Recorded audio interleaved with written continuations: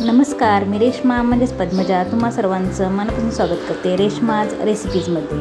तर आज आपण बघतो आहोत दोन अतिशय पौष्टिक अशा तृणधान्याच्या रेसिपीज। आता इथे मी ह्या 6 कमी तिखट मिरच्या त्या घेतलेल्या आहेत आणि एक 10 ते 12 लसूण पाकळ्या घेतलेल्या आहेत। आता तव्यामध्ये 1 टीस्पून मी तेल टाकलेलं आहे आणि या तेलात हे मी लसूण आणि मिरची आहे ती थोडा वेळ अशी भाजून घेणार आहे।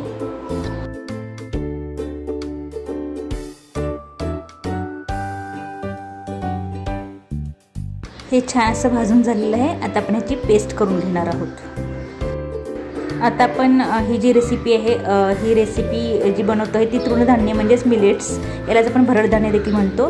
तर याच्या पिठापासून बनवतो आहोत। तर याच्यासाठी कुठलीही एक वाटी सेट करा आणि त्या सेम वाटीने तुम्ही ही सगळी पिठं घ्या।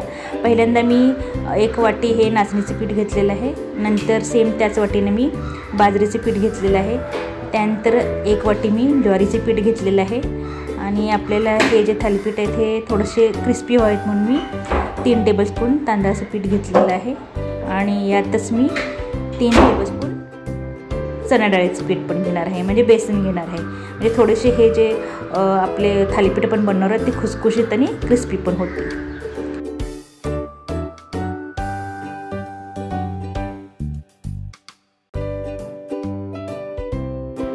यात मी 2 टेबलस्पून तीळ टाकलेले आहेत आणि 1 टीस्पून मी ओवा घेतलेला आहे, तो हातावर असा क्रश करून चुरून घेतलेला आहे, तो ओवा मी टाकला।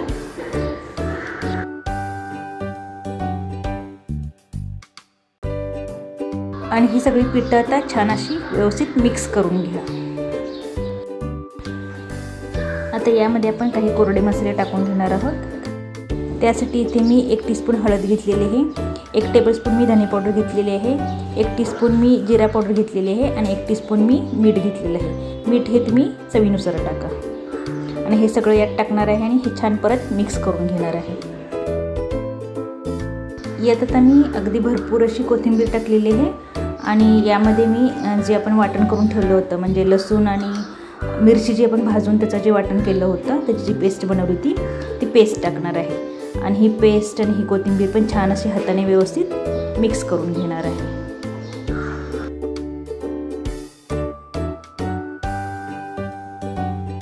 आता हे मिक्स केल्यानंतर मी थोडं गरम पाणी यात टाकून हे सॉफ्ट असं पीठ मी मळून घेणार आहे। आता हे जे पीठ आहे हे पीठ मळण्यासाठी मला ज्या वाटीने आपण पिठं घेतली होती त्या सेम वाटीने मी हे पाणी मोजून घेतलेलं आहे, तर मला 1.5 वाटी पाणी लागलेलं आहे। असं हे सॉफ्ट असं हे पीठ आपलं मळून तयार झालेलं आहे। त्या पिठातूनच मी मिडियम साईज असे छोटे छोटे गोळे बनवून घेतलेले आहेत आणि याचे पण थालीपीठं लाटून घेणार आहोत। तर इथे मी एक तवा गरम करत ठेवलेला आहे, एक प्लास्टिकचा पेपर घेतलेला आहे, त्याला मी तेल लावणार आहे आणि अशी मिडियम साईजची अशी थालीपीठं मी थापून घेणार आहे। आता शक्यतो ही जी पिठं असतात ही चिकट नसतात, त्यामुळे ही शक्यतो छोटे छोटेच बनवून घ्या। मोठे जर बनवायला गेली ही थालीपीठं तर कदाचित ही तुटू शकतात किंवा कडेला ह्याला असे क्रॅक येऊ शकतात, त्यामुळे ही छोटी छोटी अशी थालीपीठं बनवून तुम्ही घेऊन तव्यात अशी दोन्ही साईडने तेलावर खरपूस अशी भाजून घ्या। ही थालीपीठं जी आहेत ती चवीला अतिशय उत्कृष्ट लागतात। तुम्ही मुलांच्या टिफिनसाठी पण ही थालीपीठं अशी बनवून देऊ शकता।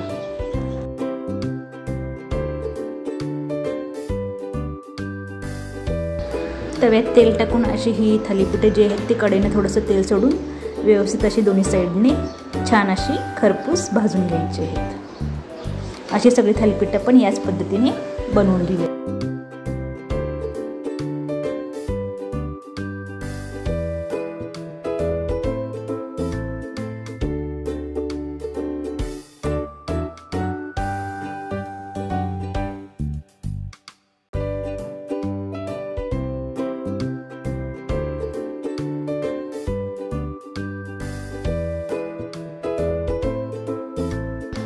तर अशी ही छान अशी खमंग अशी थालीपीठ आपली तयार झालेली आहेत। तर आता आपण याच पिठापासून दुसरी रेसिपी बनवायला सुरुवात करूयात।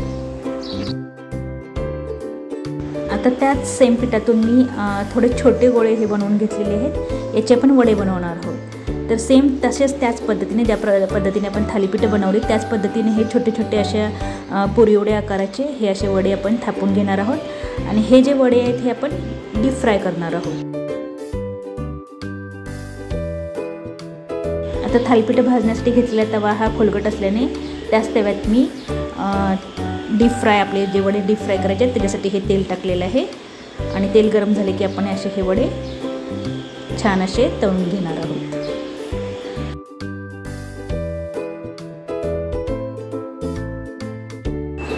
छान असे गोल्डन ब्राऊन असे हे आपण वडे तळून घेणार आहोत।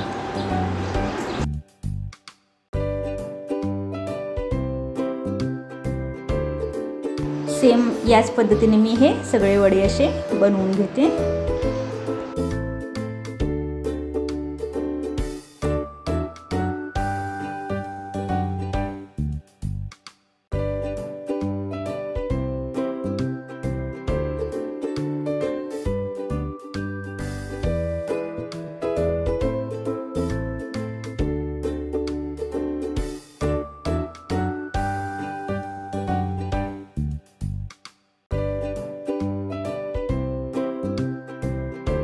असे हे आपले खुसखुशीत असे हे खमंग वडे पण तयार झालेले आहेत।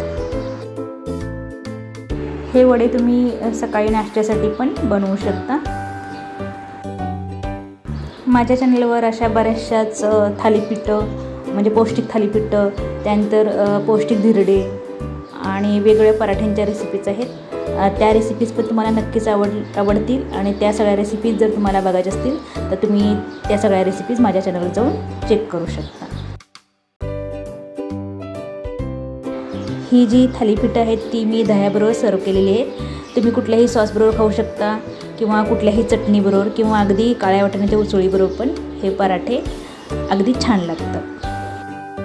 आणि वडे जे आहेत ते आपण डीप फ्राय केलेले आहेत त्यामुळे हे अतिशय खुसखुशीत होतात। त्यामुळे हे वडे तुम्ही नुसते पण खाऊ शकता किंवा अगदी सकाळी चहाबरोबर जर तुम्ही हे खाल्ले तरी खूप छान लागतात।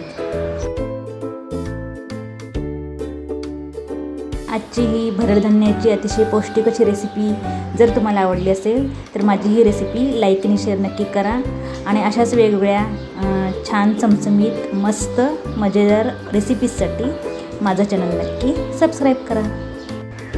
चला तर मग परत पुन्हा भेटूयात अशाच एका मस्त मजेदार नवीन रेसिपीसोबत।